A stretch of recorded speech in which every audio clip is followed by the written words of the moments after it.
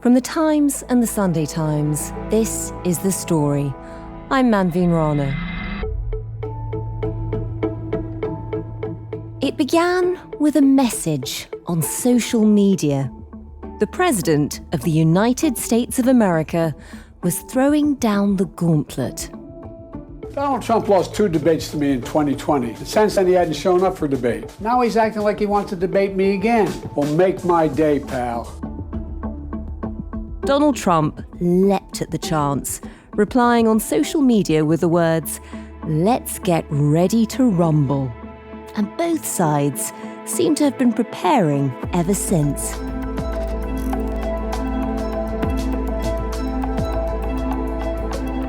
How should I handle him? Should I be tough and nasty?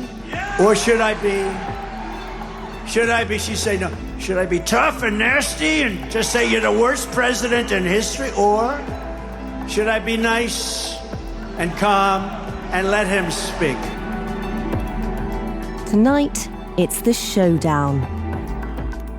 In the first of only 2 presidential debates before America goes to the polls in November, we'll watch the 2 oldest candidates in history go head-to-head. Hopefully, it'll be less messy than the last time they met, 4 years ago. I'm not going to answer the question Why would you answer that because question? the question is Justice, radical left. Will you shut up, man? Listen, who is on your list, Joe? Both sides have a lot to prove, and the debate tonight could be pivotal in setting the momentum for the rest of the election. The story today, Trump versus Biden in the presidential debate.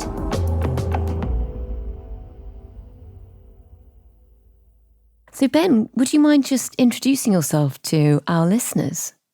I'm Ben Hoyle. I'm the foreign editor of the Sunday Times. And before that, I was a foreign correspondent, including spending 6 years in Los Angeles, which meant that I covered both of Donald Trump's previous runs for the White House in 2016 and 2020.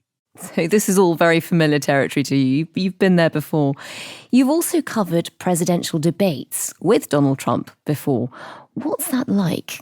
Did you get into the legendary spin room? Yes. So what happens is you turn up in the city. In my case, it was Las Vegas in 2016 I think it was the first Trump versus Clinton debate. And every hotel room is full of journalists and TV crews. There's enormous anticipation around it. It's like a prize fight, a boxing world title fight or something in the city.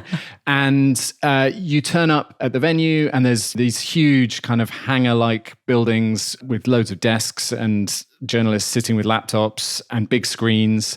Basically, everybody watches the debate surrounded by other reporters and forming impressions on it in real time. And it is like watching a very nerdy football match, I suppose, that as different blows get landed, you feel the reaction in the room. And then afterwards, everybody charges out into the spin room. Both candidates will send in platoons of supporters, carrying placards saying who they are and which camp they belong to. And they'll be available immediately to give you real-time explanation of why their candidate wiped the floor with the other guy. In my case, I remember talking to the former New York mayor, Rudy Giuliani, who at that point was still reasonably respected and seen as a fairly serious political figure. And I do remember thinking that the guy had really let himself go quite a lot. And we've obviously seen subsequently quite how much he's let himself go. But, he was there with instant snapshot opinion on why Trump was very much the victor in that debate. Does that ever change anything? Do the people coming out manage to convince that actually that their person won? Yeah, I think much less so than they used to. I think it's one of the big things that's changed about presidential debates in the last decade or so is that the spin room used to be super influential and you could really frame the way that a debate was seen. But that was prior to social media. Now, that attempt to impose your own narrative on the debate is being fought out by both sides during the debate. Americans are sitting in front of their TV screens watching this unfold, but they're also holding their phones in their hand and kind of WhatsApping their mates and exchanging memes that are being coined during the debate. And so equally, you have both sides firing off tweets or trying to get a different narrative across. And that's definitely something that's helped to shape the debates of the last 10 years. And I think it's really likely to be utterly crucial to the way that this one ultimately is seen.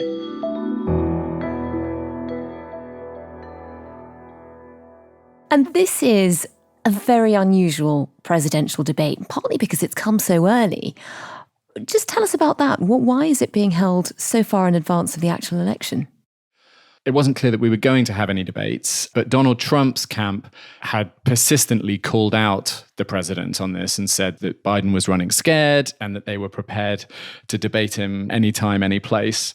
And then in late spring, Biden's camp started to indicate that they thought there would be debates. So we've got one with CNN tonight and one with ABC in September. Now, the reason that the CNN one is so early, and it's far earlier, I think, than any other presidential debate in history, is that basically the polls had, until very recently, not really budged for Joe Biden. And they felt that an early debate was one way that perhaps they could shake up the status quo in the race.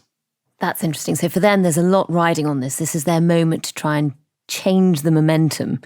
You've covered a lot of these debates. How important is this one? It's the first time we've had two former presidents ever debating against each other. And as everybody knows, Donald Trump is a candidate unlike really any politician that we've ever grappled with before. I think there's a real sense that this could be the most consequential presidential debate that we've had for a very long time. It's also, I should add, that the key concern that most voters have about both of these candidates is to do with their age, particularly that Biden's 81, Trump is 78. Both of them would become the oldest man ever to embark on a second term in the White House. And a 90-minute debate on television is the clearest sort of test that the American public can get for seeing whether they're up to the job, really. Yeah, it really is a marathon. So there's a lot riding on this debate. The whole of America will be watching to test the fitness, really, as much as who wins the debate, just the fitness of each of the candidates. But both of them, what's the minimum they'll want to achieve from this opportunity? Biden is the one with the most to gain and the most to lose. To a large extent, we know what we're going to get with Donald Trump, and that's very much baked into how his supporters see him and how the independents that he needs to win to become president again, how they see him. It's very unlikely that a debate is going to change that because he's already burst through all sorts of norms about how to conduct these sorts of things. 4 years ago, he repeatedly interrupted Joe Biden, heckled him to the point where Biden, in a moment of exasperation, said to him, "Will you shut up, man?" You should go out and vote. Vote and let your senators know how strongly you feel. Vote now. Are you going to pack the court? Make sure you, in fact, let people know you're a senator. I'm not going to answer the question. Why would you answer that question? The question is, the radical left. Will you shut up, man? Listen, who is on your list, Joe? Who's on your list? Right, gentlemen, I think we've ended this. And in the debates against Hillary Clinton, we saw Trump really menacingly stalking the stage around her, looming behind her. I think my colleague Will Pavia described it as like watching a horror film that you couldn't take your eyes away from. She shouldn't be allowed to run. She's guilty of a very, very serious crime. She should not be allowed to run. And just in that respect, I say it's rigged.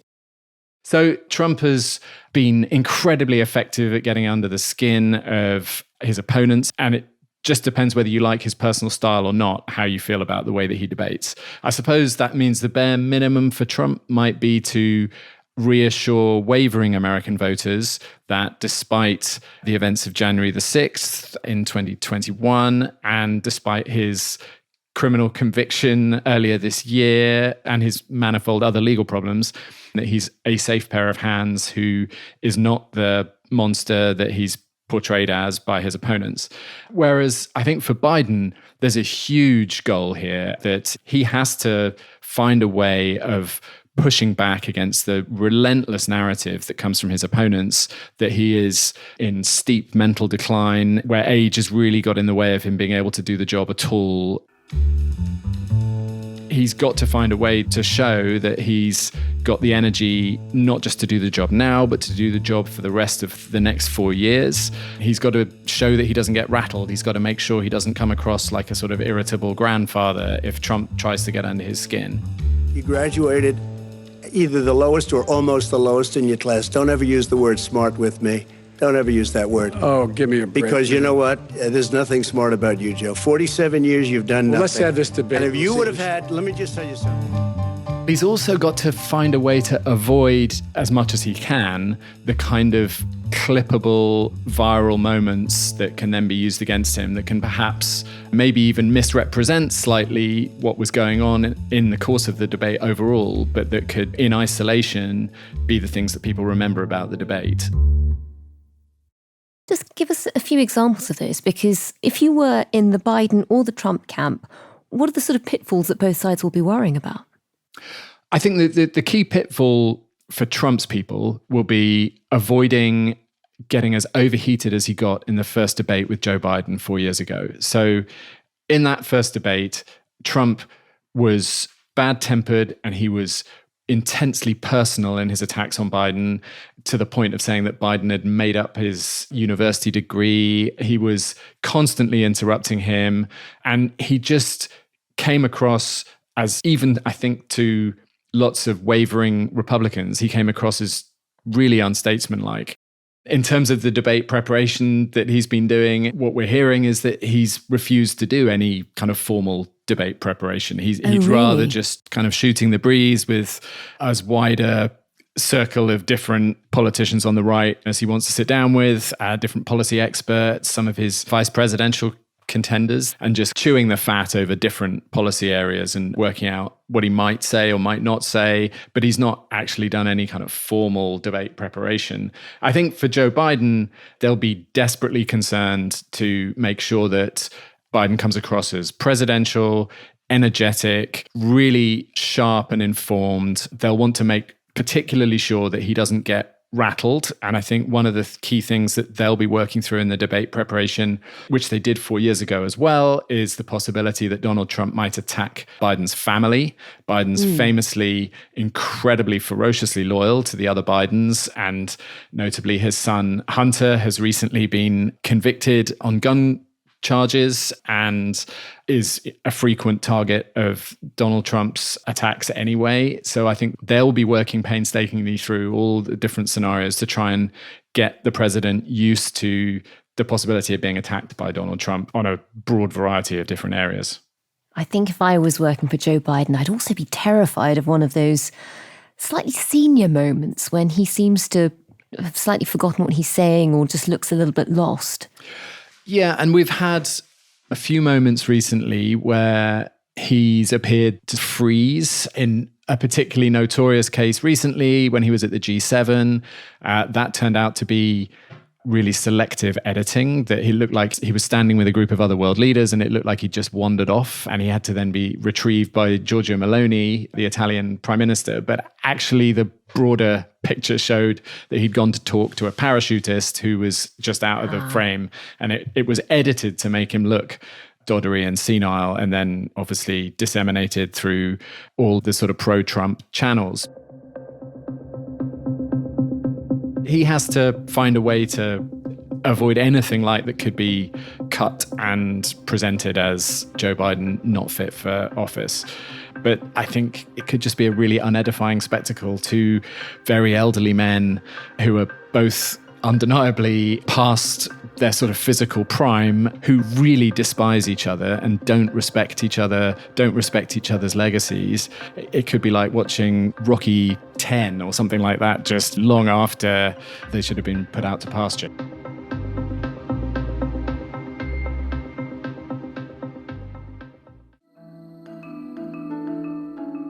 Should people manage to pay enough attention to get onto issues, what are the ones that each side will be trying to focus on? For Biden, what are the issues that he thinks will win him the election? And similarly, what are the ones Trump will want to focus on? So I think first and foremost is the economy. I think both sides agree that the economy is the most important issue for this election campaign. Trump has always said that under him, America had the best economy in its history before COVID arrived, which is highly debatable, but resonates with a lot of Americans. Joe Biden says that he has led the strongest recovery from COVID anywhere in the world, and that they've done enormous things in terms of investment in green power, in terms of investment in microchips. But to the frustration of Biden's camp, this hasn't really shown up in the polls. And other people in the Democratic Party on the left have been really frustrated that their strategy has been to continue to trumpet the effective things they've done on the economy, rather than to acknowledge that for most Americans, it doesn't feel that way, that the cost of living is still high, inflation has been really stubborn. They think that Biden should have done a lot more to really show empathy with ordinary Americans, and to say that, as Bill Clinton did in a debate in 1992, that he feels the pain of Americans who are struggling to get by at the moment. I have seen what's happened in this last 4 years when, in my state, when people lose their jobs, there's a good chance I'll know them by their names. When a factory closes, I know the people who ran it. When the businesses go bankrupt, I know them. People that have lost their jobs, lost their livelihood, lost their health insurance. What I want you to understand is the national debt is not the only cause of that. It is because America has not invested in its people. It is because we have not grown. But certainly in the debate, that'll be the first key battleground. I think the second thing that is going to be massive is the idea of sort of preserving democracy. And that matters because this really feels to all sorts of Americans like a kind of existential election this time, that clearly the people around Biden think that Trump is a genuine threat to democracy. That's been Biden's rationale for running for president in 2020. And again this year, that he sees himself as a sort of savior of the nation from Donald Trump, and from, a big departure away from democracy under Trump. The defeated former president has made no secret of his attack on our democracy. He said he wants to be a dictator on day one, and so much more. And he promised a bloodbath when he loses again. We have to take this seriously. 8 years ago, you could have written off it as just Trump talk, but no longer. Not after January 6th. Since they last debated against each other, we obviously had January the 6th. Donald Trump continues to deny that Joe Biden was the rightful winner of the 2020 election. I mean, that's really unprecedented in American presidential history. And there are, every time that Trump has a rally, there are certainly remarks that are interpreted as coded suggestions to his followers to be ready in a whatever kind of sense we don't quite understand if the election is, inverted commas, stolen from them again. So wow.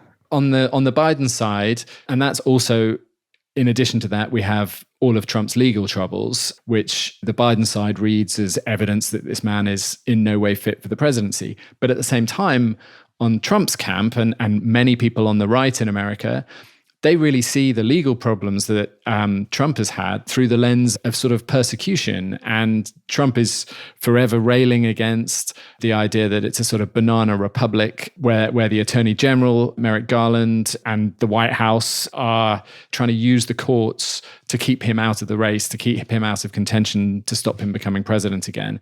Yeah. It's all about the optics, I suppose. Yeah. As you said earlier, Trump will be trying to focus some of that concern about legal problems at Biden's son, Hunter Biden. For Biden, what are the other issues that he thinks will unite people behind him? We've heard him talk quite a lot about abortion recently. Yeah, David Charter wrote a brilliant piece for the Sunday Times for me a few weeks ago, where he just boiled down which is a more powerful electoral issue really this year, which out of immigration and abortion is going to be more decisive. There's a real perception that under Biden, the White House has slightly lost control of the Mexican border. And obviously the border was the backdrop to Donald Trump's initial run for the White House in 2016, when he was talking about building the wall. Yeah. That was his key message. And Biden has had to be quite reactive on the border question. But then we also have abortion, which was not a critical issue in any recent presidential election. I think that's right in saying. Yeah. But has, for the last 2 years, it's been clear that it was going to be a massive factor in this election because the Supreme Court 2 years ago this week repealed Roe versus Wade. And that has led to a state of affairs now where I think a third of women of childbearing age in America live in places where they can't get a legal abortion. And that's led to huge migration around the United States in search of abortions. And as a result, defenders of abortion rights, they got very angry and they got very organized, and they've driven voters to the polls in state and local elections time and time again in the last 2 years. That flow of voters to the polls has really helped Democrats to outperform expectations over and over again. There's a really consistent pattern of that happening. And in terms of just the mechanics of this debate, it's different to the way it's been done in the past. Just talk us through what the big changes are. The most notable things are that we don't have a studio audience for this, so there isn't a live crowd for Trump to feed off.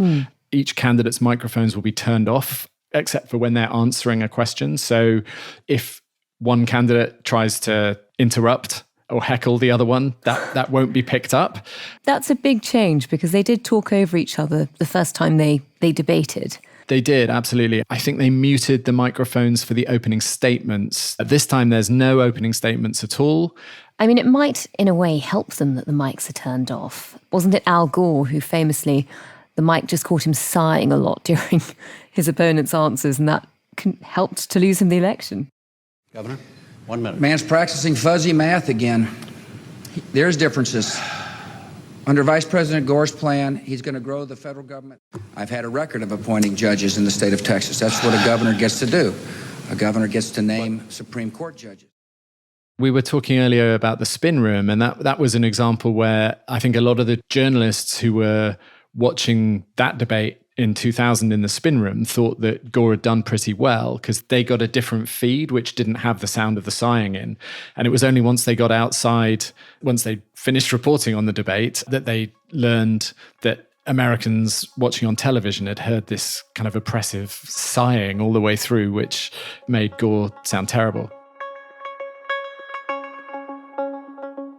And Ben, we know that tonight might be an incredibly historic debate. There's a lot riding on it.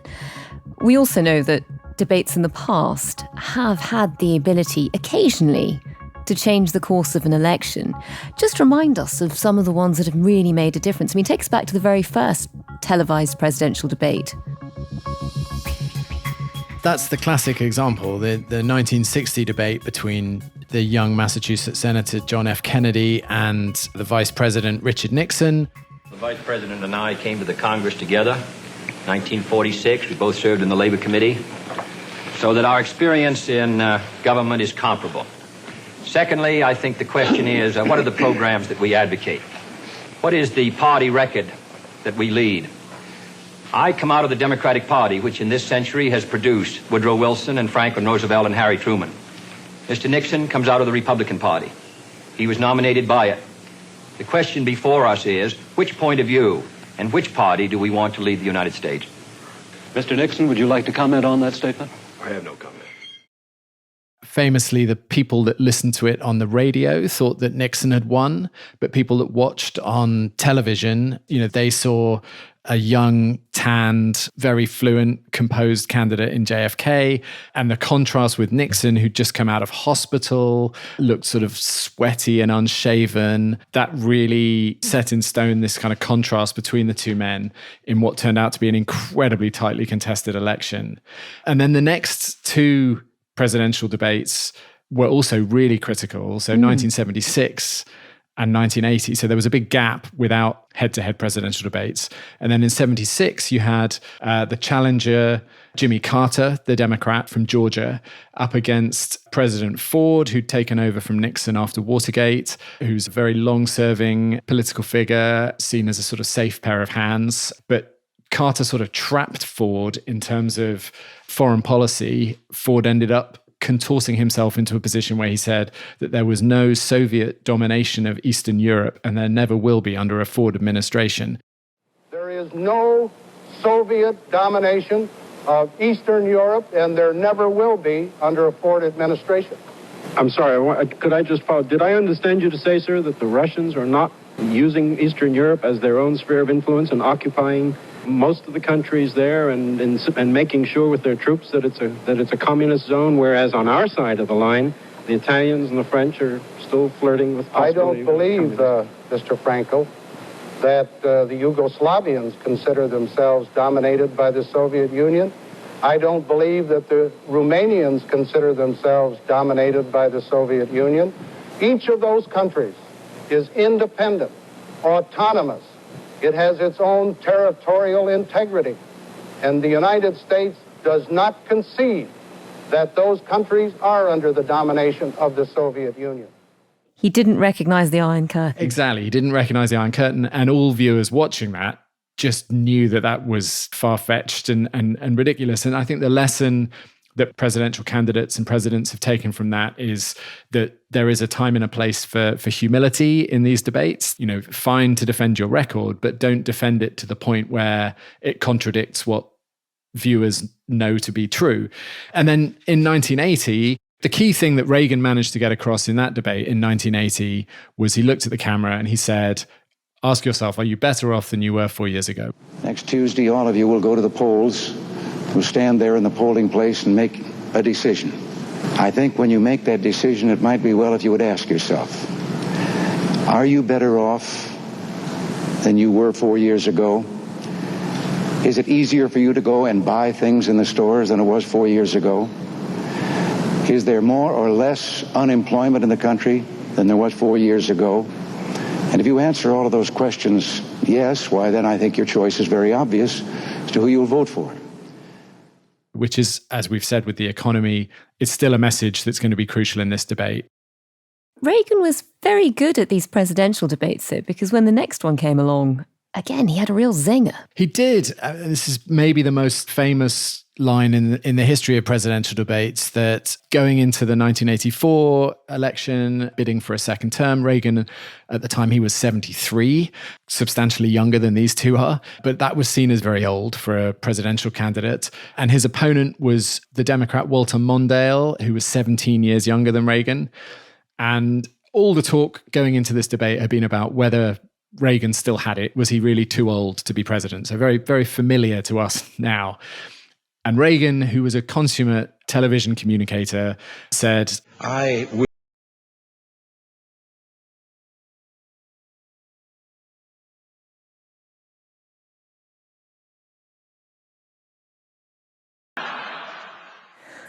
It's a great line. Yeah, it's a great line, which he delivered with the expertise of the actor that he had been for much of his career. And it showed the power of humor, which is, an underestimated force really in these debates. I think even Mondale laughed and then said that was the moment he knew the election was over. Yeah, exactly. And I think when we were talking earlier about Biden 4 years ago, when he snapped back at Trump with, "Oh, will you shut up, man?" Arguably an element of the slight kind of humor there as well, that resonated because it seemed real and a human thing to say, as well as just a politician's remark. How important do you think tonight will be? How much do you think this might be a game changer? The debate offers Biden a chance to sort of take by the scruff of the neck the narrative of this election, to say, look, it's ridiculous to imagine that I'm not up to the job. And if he can, really all the anxieties that the polling suggests that Americans have about Biden, then this debate could be absolutely massive for him. The problem he's had with redressing that is that we get very few moments where Biden is talking to the nation. There are set pieces like the State of the Union address where he did very well, but generally he's not out there in the way that Obama perhaps used to be, or that other presidents have been. So we have to take it at the word of his closest advisors, who are always briefing that in private, the president is razor sharp, he hasn't lost a step. And that after a while, people openly wonder if that's just a cover and that has he really actually got that authority? And this debate will be an opportunity for him to show that, yes, of course, he's in fine fettle and completely capable of being president. If he can do that, it's huge for his campaign. If he can't do that, it's really difficult for him to come back from that. That was Ben Hoyle, foreign editor of the Sunday Times. And this Sunday, you can read a full commentary on the debate by Camilla Long, who'll be watching every blow tonight. You can also find all of our latest reporting on it at thetimes.com. This episode was produced by Edith Rousselot. The executive producer was Fiona Leach, and sound design and theme tune were by Mal Lassetto. If you have any questions, comments, or queries, then do email us at thestory@thetimes.com. Thanks for listening. See you tomorrow.